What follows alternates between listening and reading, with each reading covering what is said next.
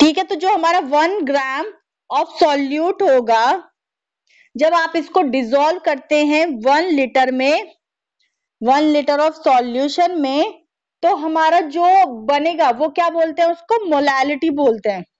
ये एक यूनिट होती है, जैसे कि हम किसी, अगर आप किलोग्राम के लिए ग्राम यूज कर रहे हैं, अगर आप फोटोन वगैरह के लिए आप जो भी चीजें अपना जो भी यूनिट यूज करते हैं, तो इसमें हम क्या कंसंट्रेशन फॉर्म में हम कौन से यूनिट यूज करते हैं, मोलैलिटी यूज कर रहे हैं, एम यूज कर रहे हैं।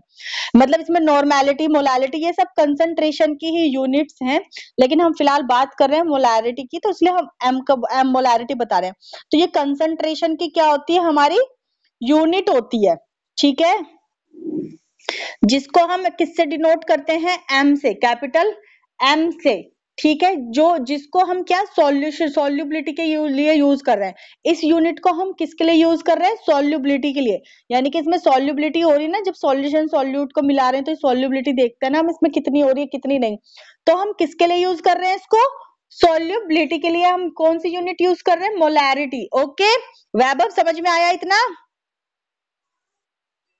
ठीक है, तो अगर हम किसी कंपाउंड को डिसॉल्व कर रहे हैं, उसके मोल्स फॉर्म में डिसॉल्व कर रहे हैं, तो वो हमारा कितने, यानी कि कितने, जैसे 1 मोल के लिए करें तो 1 मोलैरिटी होगी, 2 मोल के लिए करेंगे तो 2 मोलैरिटी होगी।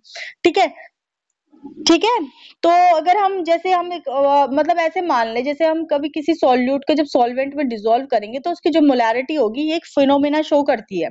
जो मोलैरिटी है ये क्या कर रही है, एक फिनोमिना शो कर रही है, जिसमें कंसंट्रेशन नहीं होगा। अगर मतलब अगर आप वो मोलैरिटी शो नहीं करेगा, यानी कि ये फिनोमिना नहीं होगा, मोलैरिटी नहीं होगी, तो वो कंसंट्रेशन भी शो नहीं कर सकता विदाउट मोलैरिटी। ठीक है, विदाउट मोलैरिटी आप कंसंट्रेशन शो नहीं कर सकते। Got it? कंसंट्रेशन शो नहीं होगी विदाउट मोलैरिटी, क्योंकि ये एक यूनिट है ना, आप बता नहीं सकते ना कि कितना है कितना नहीं है। जैसे कि आप कोई 2 बंदे हो एक ही लैब में, आप 2 बंदे लैब में, आप लैब में कोई परफॉर्मेंस कर रहे हैं, आप किसी भी कंसंट्रेशन के लिए आप कोई भी प्रैक्टिकल कर रहे हैं। तो एक बंदे ने तो उसका जैसे स्पून ले लिया आपने, लेकिन different different size of spoon ले लिया आपने। आपने किसी और आपने मान ले छोटे वाला स्पून ले लिया है, आपके किसी फ्रेंड ने दूसरा स्पून, बड़ा स्पून ले लिया है। तो आपने उसमें कंसंट्रेशन के लिए जो आपने कंपाउंड डाला, वो आपने कुछ और डाला, वो वाले स्पून से देखा, दूसरे ने डाला वो, उसने वो वाले स्पून से देखा। तो जब उसमें उसका जब जब हमें सॉल्यूट का जो हमारा, जब हमारा सॉल्यूट ही हमने अलग अलग डाला है, तो उसकी कंसंट्रेशन भी तो अलग अलग आएगी, आएगी कि नहीं आएगी? किसी की कम आएगी, मतलब जिसने छोटे वाला लिया उसकी कम आएगी, जिसने बड़ा वाला स्पून डाला उसकी ज्यादा आएगी, कंसंट्रेशन अलग अलग आएगी ना। तो यानी कि इसीलिए इस कंसंट्रेशन को निश्चित करने के लिए ही, यानी कि पर्टिकुलर कंसंट्रेशन आ जाए, उसका आंसर हमें पर्टिकुलर मिल जाए, इसीलिए ये मोलैरिटी का यूज किया गया है। ठीक है, उसकी जो कंसंट्रेशन बनी रहे उसके लिए।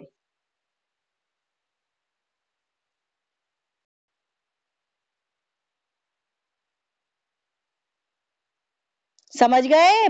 पर्टिकुलर कंसंट्रेशन करने के लिए ही ये फिक्स किया गया है अमाउंट। ओके, ये फिक्स की गई है।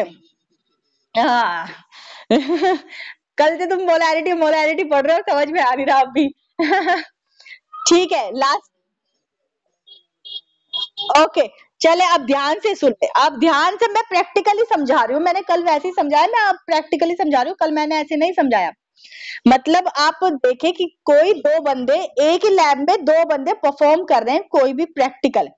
ठीक है, एक आप ले लो, एक आपका कोई फ्रेंड। अब आपको हमने आपको different different size of spoon दे दिए, आपको छोटा साइज का दे दिया, आपके फ्रेंड को बड़ा साइज का दे दिया।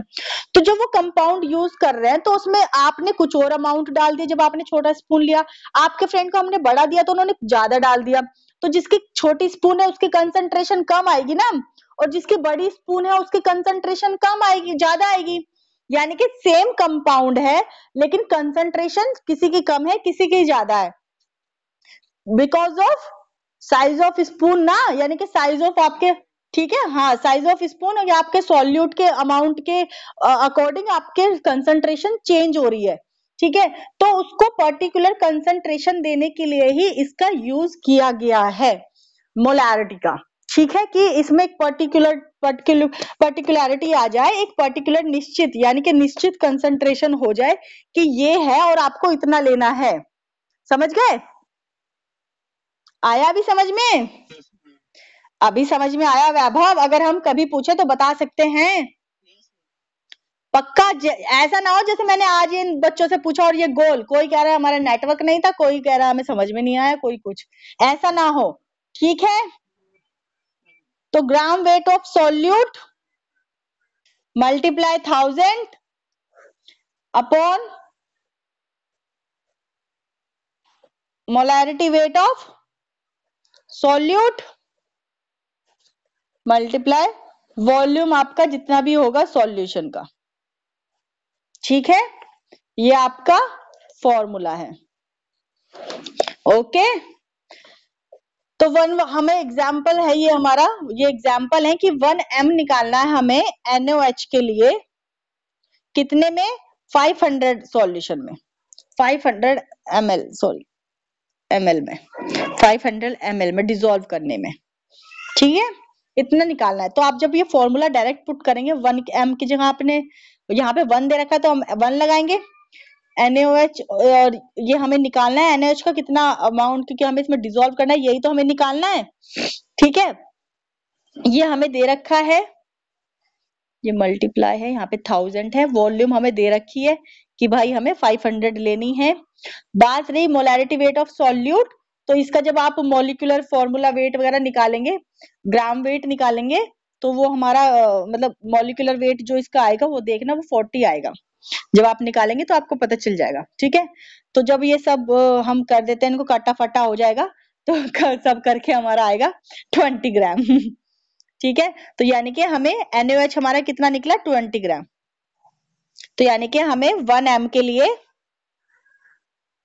कितना लेना है? 20 ग्राम NaOH लेना है, जो हमें डिसॉल्व करना है कितने में? 500 ml में, ओके। 1m है ये आपका। तो ये एक हमारी पर्टिकुलर हो गया ना, पर्टिकुलर कंसंट्रेशन हो गई हमारी कि 1m के लिए हमें इतना ही लेना है, 20 ग्राम ही लेना है 500 में, इससे ज्यादा या इससे कम नहीं लेना, ठीक है। तो यही हमारी निश्चितता है, यही हमने निश्चित किया है, ओके।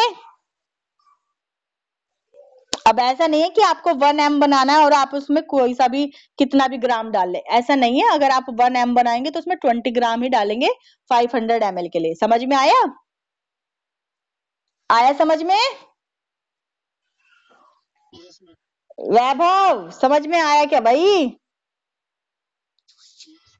और कोई बच्चा जिसे कल समझ नहीं आया था? प्राची, आरिश, आज समझ में आया? ऐसे ही समझा था? पक्का? पक्का या YouTube से देखना है? हैं?